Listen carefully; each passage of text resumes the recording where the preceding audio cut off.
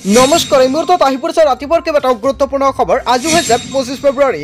লাখ লাখ কৃষকৰ একাউণ্টত চৰকাৰে প্ৰদান কৰিলে 2000 কোটি টকা। এতিয়া চেক কৰক কৃষকসকলে বেংক একাউণ্ট। যদি আপুনি টকা পোৱা নাই তেনে ক্ষেত্ৰত দিব পাৰিব অভিযোগ দিয়াৰ পিছতে 5 মিনিটৰ ভিতৰত কৃষকৰ একাউণ্টত চৰকাৰে প্ৰদান কৰিব টকা। লগতে আত্মসহায়ক মহিলাৰ একাউণ্টত সোমাব 10,000 কোটি টকা। অসমৰ মুখ্যমন্ত্ৰী ডক্টৰ হিমন্ত বিশ্ব শৰ্মাই নতুন আঁচনি আৰম্ভ কৰিছে যুৱক যুৱতীসকলৰ বাবে আৰু যুৱক যুৱতীসকলে নতুনকৈ আবেদন কৰিব পাৰিব এই আঁচনিৰ জৰিয়তে আপুনি লাভ কৰিব 1 লাখ কোটি টকা। কেৱল ইয়াই নহয়, ৰেচন কাৰ্ড থাকিলে এতিয়া জনতাই লাভ কৰিব বহুতো সুবিধা। ৰেচন কাৰ্ড থাকিলে আপোনাৰ বাবে এটা ভাল খবৰ।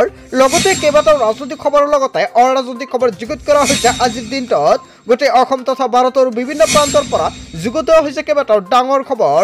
এনেবোৰ খবৰ নিতৌ পাই থাকিবলৈ চেনেলটি ছাবস্ক্ৰাইব কৰি ভিডিঅ'টো এটা লাইক কৰিবলৈ নাপাহৰিব। আজিৰ আমাৰ প্ৰথম গুৰুত্বপূৰ্ণ খবৰ হৈছে অসমবাসীৰ বাবে এটা ডাঙৰ খবৰ। আহি গ'ল কোটি কোটি কৃষকৰ বাবে এটা ডাঙৰ খবৰ। প্ৰধানমন্ত্ৰী নৰেন্দ্ৰ মোদীয়ে মুকলি কৰিলে 19 নম্বৰ কিস্তিৰ ধনৰাশি। প্ৰতিগৰাকী কৃষকৰ একাউণ্টত সোমাল 2000 কোটি টকা। লগে লগে কৃষকৰ একাউণ্টত সোমাল PM কিষাণৰ ধন। নতুন তালিকা মতে ধন পালে দেশৰ কোটি কোটি কৃষকে।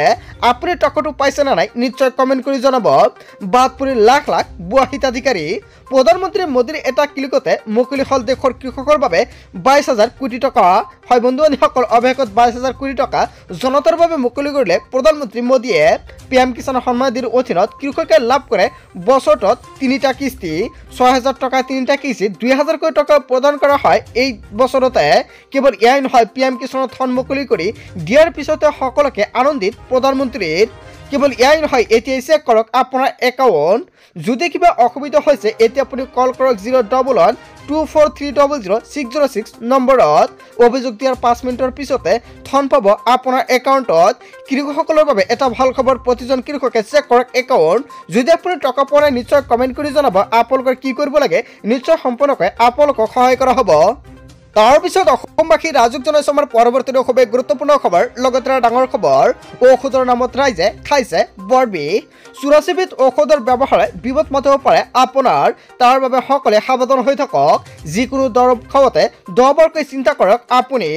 বজাৰৰ পৰা প্ৰত্যাহাৰ হ'ব গেষ্ট্ৰিক লগতে পেইন কিলাৰ। কেৱল ইয়াই নহয়, কলেষ্টৰল নিয়ন্ত্ৰণ আৰু ডায়েবেটিছকে ধৰি বহু দৰৱ, অতি নিম্নমানৰ দৰৱ ৰপ্তানিত নিষেধাজ্ঞা জাৰি কৰিছে কেন্দ্ৰীয় সংস্থাৰ। এনে বিপদজনক ঔষধ প্ৰচলনৰ বিৰুদ্ধে কঠোৰ হৈ পৰিছে কেন্দ্ৰ। চিকিৎসাত ব্যৱহাৰ হোৱা দেশৰ বহুকেইটা জীৱনদায়ী ঔষধৰ নাই কোনো ধৰণৰ গুণগত মান। চেণ্ট্ৰেল ড্ৰাগছ কণ্ট্ৰল অৰ্গেনাইজেশ্যনৰ প্ৰতিবেদনৰ পিছতে প্ৰকাশ পাইছে এই তথ্য। আৰু এনেসমূহ ঔষধত ভেজালকৰণ কৰা হৈছে বুলি উত্থাপিত হৈছে অভিযোগ। হয় বন্ধু-বান্ধৱীসকল, অৱশেষত সকলোৱে সাৱধান হৈ যাওক। আৰু 84 বিধৰ ভিতৰত বহুকেইটা ঔষধৰ নাম উল্লেখ কৰা আছে। তালিকাটো যদি আপোনালোকৰ লাগে নিশ্চয় কমেণ্ট কৰি জনাব। নেক্সট ভিডিঅ'ত সম্পূৰ্ণকৈ উল্লেখ কৰিম কি ঔষধ বাতিল কৰা হৈছে। তাৰপিছত অসমবাসী ৰাজুক জনাইছে আমাৰ পৰৱৰ্তী খুবেই গুৰুত্বপূৰ্ণ খবৰ। লগতে ডাঙৰ খবৰ, অসমৰ মুখ্যমন্ত্ৰী ডক্টৰ হিমন্ত বিশ্ব শৰ্মাই কেইবাটাও ডাঙৰ মন্তব্য কৰিছে। সূৰ্য পুৱাৰ পৰা ওলাই এই বিষয়ত তদন্ত হয় নেকি? এনেকুৱাকৈ মুখ্যমন্ত্ৰী ডক্টৰ হিমন্ত বিশ্ব শৰ্মাই কেইবাটাও যুক্তি দৰ্শাইছে। ঢেকীয়াজুলি কলেজত এগৰাকী অধ্যাপিকাই ইতিমধ্যে সামাজিক মাধ্যমত কৈছে সকলো কথা। গীতাশ্ৰী তামুলীতকৈ তেখেতৰ নম্বৰ বেছি আছিল বুলি। কেৱল ইয়াই নহয়, অখিল গগৈয়ে কৈছিল মোৰ পত্নী PhD, কিন্তু ডিব্ৰুগড় ইউনিভাৰ্চিটিয়ে ক'লে সেই সময়ত PhDৰ ব্যৱস্থাই নাছিল। আৰু তেনেহ'লে এই বিষয়ৰ ওপৰত কি তদন্ত হ'ব লাগে বুলি এনেকুৱাকৈ প্ৰশ্ন উত্থাপিত কৰিছে এতিয়া অসমৰ মুখ্যমন্ত্ৰী ডক্টৰ হিমন্ত বিশ্ব শৰ্মাই। সেই সময়ৰ টাবুৰাম ঠাইত এতিয়া নাই, গতিকে তদন্ত কিদৰে চলিব?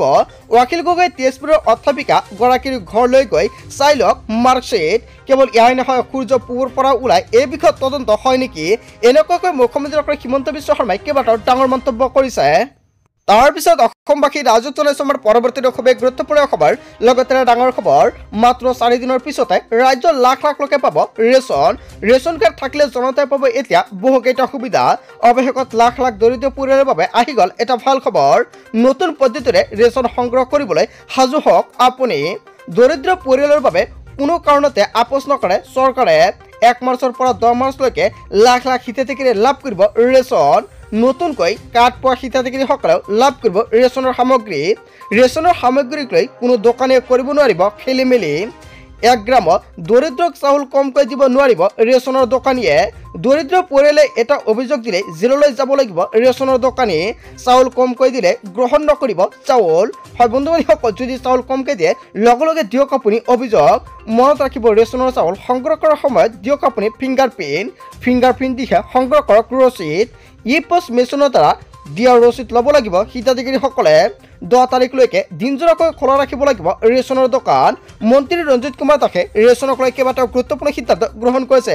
লগতে দাইল আৰু চেনিও লাভ কৰিব এইবাৰ ৰেচন কাৰ্ডত।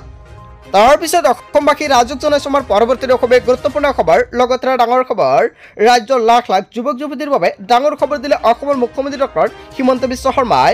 আপোনাৰ হাতত মাত্ৰ 3 দিন সময় আছে, তাৰ ভিতৰত কৰি লওক আবেদন। ব্যৱসায় বাণিজ্যৰ বাবে টকা দিব চৰকাৰে। এতিয়া কৰক আপুনি CM ত্ৰিপুলে গৈ আবেদন। আৰু কেনেকৈ আবেদন কৰিব, কি কি নথি পত্ৰৰ প্ৰয়োজন হ'ব। মুখ্যমন্ত্ৰী আত্মনিৰ্ভৰ আঁচনি আবেদনৰ প্ৰক্ৰিয়া শেষ সময়সীমা হৈছে 28 ফেব্ৰুৱাৰীত। বৰ্তমানলৈকে 50,000 যুৱক যুৱতীয়ে সম্পূৰ্ণ কৰিছে আবেদন প্ৰক্ৰিয়া। যিসকলে এতিয়ালৈকে আবেদন কৰা নাই তেওঁলোকে শীঘ্ৰে আবেদন কৰাৰ বাবে আহ্বান জনাইছে মুখ্যমন্ত্ৰীগৰাকী।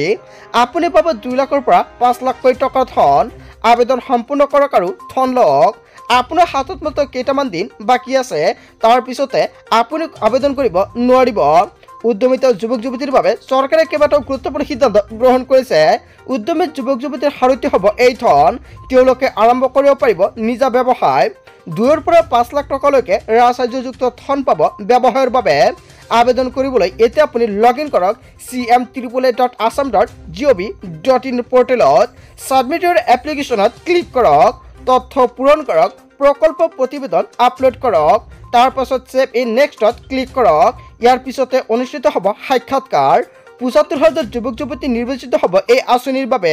ইয়াৰ উপৰিও 1 লাখ যুৱক যুৱতীয়ে ভৱিষ্যতে লাভ কৰিব এই আঁচনিৰ সুবিধা। লাখ লাখ যুৱক যুৱতীৰ বাবে অসমৰ মুখ্যমন্ত্ৰী ডক্টৰ হিমন্ত বিশ্ব শৰ্মাই দিলে এটা ভাল খবৰ। যদি আপুনি এতিয়ালৈকে আবেদন কৰা নাই অতি শীঘ্ৰে আবেদন কৰি লৈ লওক। তাৰপিছত অসমবাসী ৰাজক জনাইছো আমাৰ পৰৱৰ্তী খুবেই গুৰুত্বপূৰ্ণ খবৰ। লগতে ডাঙৰ খবৰ, ৰাজ্যৰ লাখ লাখ বিদ্যুৎ গ্ৰাহকৰ বাবে এটা ভাল খবৰ। কিয়নো 1 এপ্ৰিলৰ পৰা হেৰা পাব বিদ্যুৎ বিল। প্ৰথম পৰ্যায়ত 1 টকাকৈ হেৰা পাব বিদ্যুৎ বিল। পৰৱৰ্তী পৰ্যায়ত আৰু অধিক হেৰা পাব বিদ্যুৎ বিলৰ। শীঘ্ৰে এইদৰে বিদ্যুৎ বিল কমৰ প্ৰক্ৰিয়া আৰম্ভ হ'ব বুলি মন্তব্য কৰিছে। আৰু বিদ্যুৎ বিলক লৈ অসমৰ মুখ্যমন্ত্ৰী ডক্টৰ হিমন্ত বিশ্ব শৰ্মাই এটা ডাঙৰ মন্তব্য কৰিছে। আপোনাৰ ঘৰত কোনটো মিটাৰ আছে, স্মাৰ্ট মিটাৰ নে মেনুৱেল মিটাৰ? যদি স্মাৰ্ট মিটাৰ আছে তেনে ক্ষেত্ৰত বিদ্যুৎ বিল মেনুৱেল মিটাৰতকৈ বেছি আহে নেকি? যদি বেছি আহে তেনে ক্ষেত্ৰত আপুনি বিলটো কমাব পাৰিব। আৰু কেনেকৈ কমাব তাৰ বাবে চৰকাৰে গুৰুত্বপূৰ্ণ সিদ্ধান্ত গ্ৰহণ কৰিছে। যদি আপুনি নাজানে নিশ্চয় কমেণ্ট কৰি জনাব, নেক্সট ভিডিঅ'ত সম্পূৰ্ণকৈ জনাই দিম। তাৰপিছত অসমবাসী ৰাজক জনাইছো আমাৰ পৰৱৰ্তী খুবেই গুৰুত্বপূৰ্ণ খবৰ। লগতে ডাঙৰ খবৰ, আপুনি চৰকাৰী ঘৰ নাই পোৱা নেকি? তেনে ক্ষেত্ৰত আপোনাৰ বাবে এটা ভাল খবৰ। কিয়নো এতিয়াৰ পৰা আপুনি অতি সহজতে লাভ কৰিব চৰকাৰী ঘৰ। তাৰ বাবে চৰকাৰে কেইবাটাও গুৰুত্বপূৰ্ণ সিদ্ধান্ত গ্ৰহণ কৰিছে আপোনাৰ বাবে। বিশেষ 7টা পদ্ধতিৰে যাওক আৰু চৰকাৰী পকী ঘৰ লাভ কৰক। ৰাজ্যৰ চৰকাৰী ঘৰ নোপোৱা লাখ লাখ লোকৰ বাবে ভাল খবৰ দিলে অসমৰ মুখ্যমন্ত্ৰী ডক্টৰ হিমন্ত বিশ্ব শৰ্মাই। শীঘ্ৰে সাজু কৰক যাৱতীয় নথি পত্ৰ। চৰকাৰী ঘৰ পাবৰ বাবে কি কি নথি পত্ৰৰ প্ৰয়োজন হ'ব বা আপুনি কেনেকৈ আবেদন কৰিব। সাজু কৰক পেন কাৰ্ড, আধাৰ কাৰ্ড, ৰেচন কাৰ্ড, লগতে বেংক একাউণ্ট, সক্ৰিয় ফোন নম্বৰ আৰু ইমেইল ID থাকিব লাগিব। কেৱল ইয়াক নহয়, ইনকাম চাৰ্টিফিকেটৰ প্ৰয়োজন হ'ব আবেদন কৰাৰ সময়তে। নতুনকৈ 3,88,000 লোকে লাভ কৰিব চৰকাৰী ঘৰ। চিন্তা আঁতৰাই 6টাকৈ বৃহৎ ঘোষণা কৰিছে দৰিদ্ৰ হিতাধিকাৰীৰ বাবে। কোনে কোনে লাভ কৰিব চৰকাৰী ঘৰ? এই 7টা পদ্ধতিৰে যাওক আৰু চৰকাৰী পকী ঘৰ আপুনি পাওক। 1 নম্বৰত উল্লেখ কৰিছে আপুনি যদি ঘৰ পোৱা নাই এখন মাত্ৰ ফটো তুলি লাভ কৰিব চৰকাৰী ঘৰ। 2 নম্বৰত উল্লেখ কৰিছে মোবাইলৰ এখন ফটো আৰু আধাৰ কাৰ্ড থাকিলে লাভ কৰিব বিনামূলীয়া ঘৰ। 3 নম্বৰত উল্লেখ কৰিছে আধাৰ নম্বৰৰ জৰিয়তে PM আৱাস যোজনা পৰ্টেলত আবেদন কৰিব লাগিব আপুনি। 4 নম্বৰত উল্লেখ কৰিছে 15,000 টকা মাহিলী আয় হ'লেও লাভ কৰিব বিনামূলীয়া চৰকাৰী ঘৰ। 5 নম্বৰত উল্লেখ কৰিছে 2চকীয়া বাহন থাকিলেও আপুনি লাভ কৰিব বিনামূলীয়া চৰকাৰী ঘৰ। 6 নম্বৰত উল্লেখ কৰিছে 5 একৰ পৰ্যন্ত মাটি থাকিলেও লাভ কৰিব আপুনি বিনামূলীয়া চৰকাৰী ঘৰ। 7 নম্বৰত উল্লেখ কৰিছে জিঅ' ট্ৰেকিং কৰি থোৱা প্ৰতিটো দুখীয়া পৰিয়ালে পাব চৰকাৰী ঘৰ। লাখ লাখ দৰিদ্ৰ পৰিয়ালৰ বাবে চৰকাৰে কেইবাটাও গুৰুত্বপূৰ্ণ সিদ্ধান্ত গ্ৰহণ কৰিছে। আপুনি চৰকাৰী ঘৰ নাই পোৱা নেকি? তেনে ক্ষেত্ৰত আপোনাৰ বাবে এটা ভাল খবৰ, যিসকল ব্যক্তি এতিয়ালৈকে চৰকাৰী ঘৰ পোৱা নাই অতি শীঘ্ৰে আবেদন কৰক। যদি আপুনি গাঁৱৰ পৰা ভিডিঅ'টো চাই আছে তেনে ক্ষেত্ৰত আপুনি চৰকাৰী ঘৰ আবেদন কৰাৰ বাবে pmay.nic.in পৰ্টেলৰ পৰা আবেদন কৰিব লাগিব। আৰু যদি আপুনি নগৰ অঞ্চলৰ পৰা চাই আছে তেনে ক্ষেত্ৰত PMAYU 2.0 মাধ্যমত আপুনি চৰকাৰী ঘৰ আবেদন কৰিব পাৰিব।